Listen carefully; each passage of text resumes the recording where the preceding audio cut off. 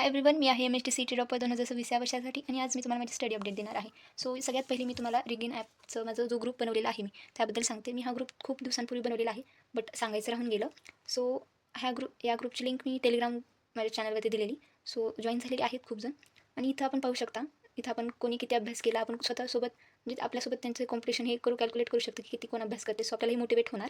So तुम्ही join करू शकता. मी याची लिंक डिस्क्रिप्शनमध्ये देते. सो आणि अभ्यासाबद्दल बोलायचं तर मी टू डू लिस्ट बनवायला चालू केलेली होती, बट मी ते फॉलो केलं नाही. सो मी तुम्हाला सांगण्यासाठी बनवलेलं आहे की माझं वेक्टर्सचं रिव्हिजन झालेलं आहे. मी आज म्हणजे एका पेजवर असं बसेल इतकं म्हणजे बसेल नाही, एका पेजवर हा पूर्ण चॅप्टर लिहिलेला आहे. फक्त स्केलार प्रोडक्ट राहिलेला आहे लिहायचं. सो आणि माझं हे रिव्हिजन झालं तर मी डायरेक्ट रिमेनिंग माझे जे क्वेश्चन्स आहेत राहिलेले वेक्टर्सचे आणि मी अदर जे जास्त क्रिटिकल क्वेश्चन्स आहेत हार्ड मी ते पण ट्राय करते सध्या आणि आज सोडवणार आहे ते. आणि माझे जे PYQs राहिलेले होते पेअर ऑफ स्ट्रेट लाईनचे ते पण मी कंप्लीट केले. आता फक्त 3D जॉमेट्रीचं रिव्हिजन तर झालेलं आहे माझं त्या दिवशीच. फक्त आता PYQs आणि हार्ड लेवल क्वेश्चन्स राहिलेले आहेत. आणि उद्या जी आमची वीकली टेस्ट असते त्याचंही माझं रिव्हिजन झालं आहे. म्हणजे मॅट्रिसेस तर कंप्लीट आहे चॅप्टर, लॉजिक पण आहे. फक्त आता हे 3 चॅप्टर्स येणार आहेत तर त्यांचं जास्त प्रॅक्टिस करायची मला.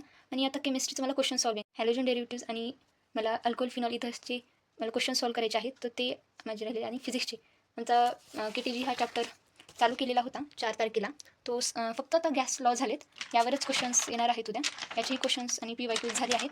जास्त तर PYQsच घेतले ते सगळे आणि क्वेश्चन्स आता घेतील, बट यावरती येणार आहे.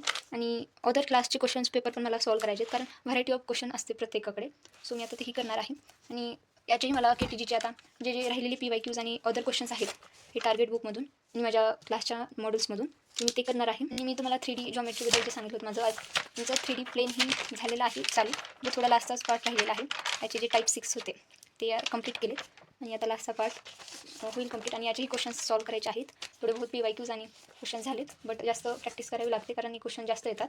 आणि क्रिटिकल म्हणजे आपल्याला माहीत नसते की इझी टाकतील और कसं, त्यामुळे आपल्याला सगळ्याच इथं प्रॅक्टिस करावी लागते. याचीही जे टार्गेटमधून क्लासिकलपासून तुम्ही सोडवा, कारण प्रत्येक चॅप्टरला असं नाही की क्लासिकल खूप इझी असतं.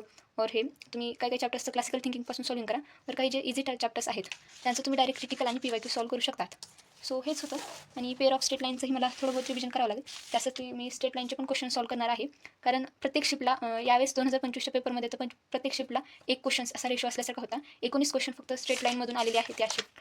सो मी ते पण करणार आहे आणि याचं रिव्हिजन थोडंफार बस. आणि PYQ फिजिक्सचं मी जास्त रिव्हिजन केलेलं आहे यावेळेस. सो यावेळेस मी नाही कोणताच सब्जेक्ट बॅकला ठेवला.